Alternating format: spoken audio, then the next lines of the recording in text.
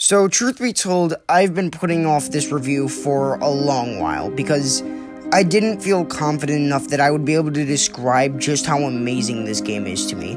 But I'm done putting it off because I just want to talk about this game so damn badly. This game is one of the only things in my life so far that I would actually consider a masterpiece. I played the game for the first time back in November when it was free with PS Plus, and I became obsessed with it, like legit obsessed.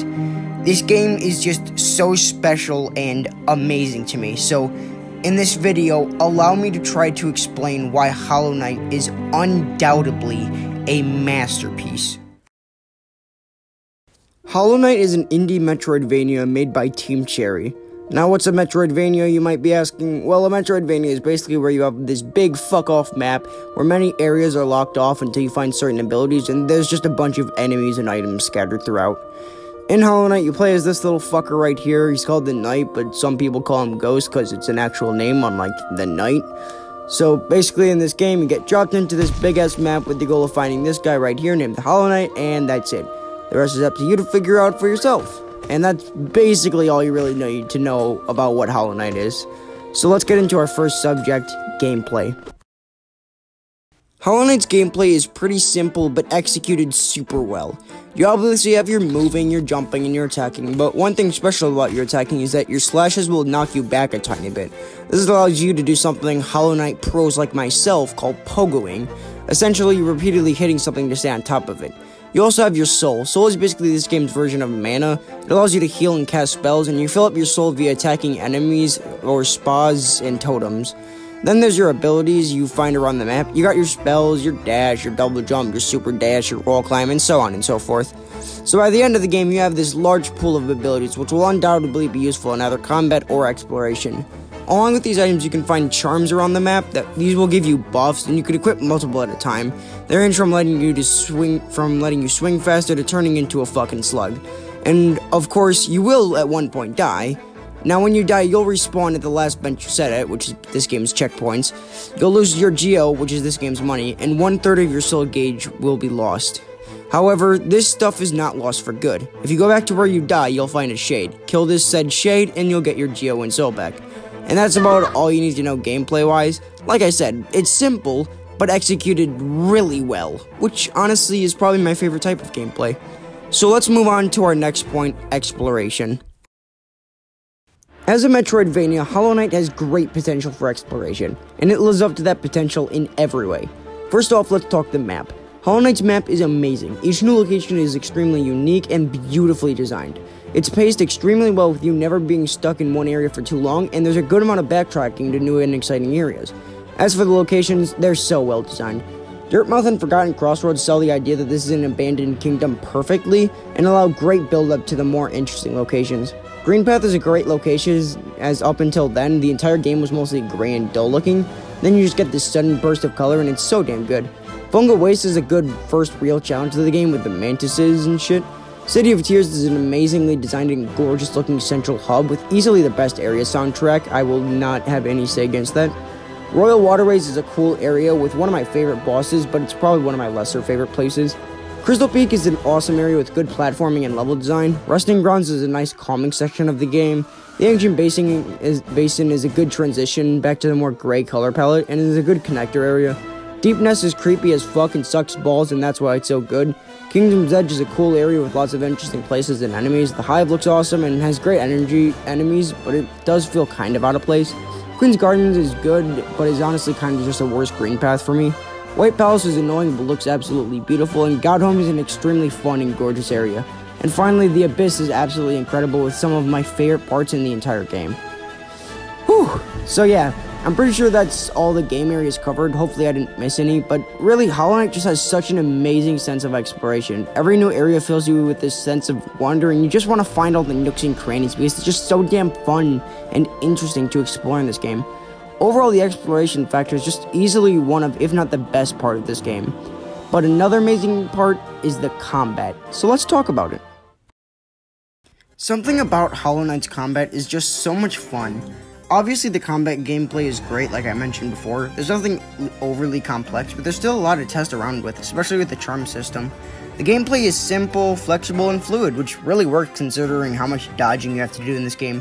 You really don't actually attack that much in this game. It's more like dodging and responding to attacks, which I guess counts as attacking, but I don't really care. However, I think the fighting gameplay isn't what makes the combat so good. I think it's the enemies.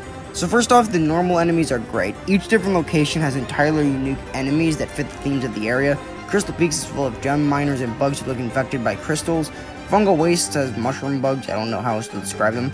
Fall Canyon is full of jellyfish and other weird bugs. Deep Nest has a bunch of creepy bugs, which really sells the vibe of the area. And my personal favorite, the City of Tears, which is full of royal bugs and guards, though this one just barely beats out the other enemy groups.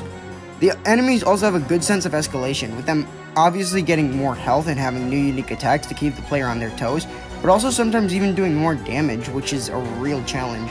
Mostly the enemies are just interesting in this game. At least to me, no two bugs feel the same, and each have their own unique design, attack, lore, or experience to them. Except for these fuckers, they can go die.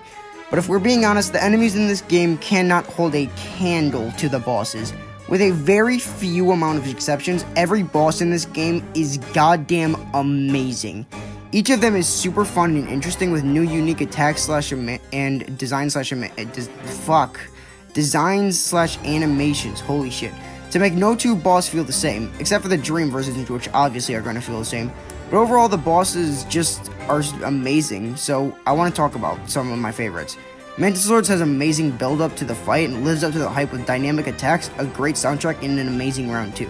Grim is drippy as fuck, and his fight is great. His attacks are unique and fun, his soundtrack is amazing, and it provides a good challenge, and the overall vibe of the fight is nice. Dung Defender is just so much damn fun, and I absolutely love him. Plus, White Defender is just him, but better and more of a challenge. And finally, both Hornet fights are really good, with a good soundtrack. Obviously, I can go on and on about the other bosses, but I'm saving that for another video. Anyways, let's move on to our next subject, animation. So this segment will probably be pretty short since I don't have too much to say on this one, and I want to start wrapping up this script. But put simply, I love this game's animation and art style. The animation is great and I think it looks super smooth and fluid, but the art style is the main selling point. First off, let's talk character design. I love this game's design. Each character, enemy, and boss look great and are extremely unique. Notably, Grim, the Knight, Hollow Knight, Hornet, and Nosk are ones that come to mind when I think of this game's great character design. Then there's the area design, which I've already talked about, so I'll skip over that, but as I've previously said, the backgrounds and areas look great, and so the themes as well. And that's about all there is to talk about. Yeah, talks about animation usually don't last that long. It's normally just, it looks good or it looks bad. But simply, the game looks great. So, next up, let's talk about this game's amazing story. Okay, so there will be two segments to this part of the video. A spoiler-free part and a spoiler-filled part. If you have not played Hollow Knight and are thinking about playing it, first off, definitely do it. This game's amazing. And secondly, I recommend you don't watch the spoiler-filled part, because this game's story and lore are amazing to watch unfold. So for the spoiler-free explanation, basically there's this weird thing going around the kingdom of Hallownest that's making the bugs evil. And you, the knight, have to explore the kingdom, find the Hollow Knight, and put an end to this thing spreading in the kingdom.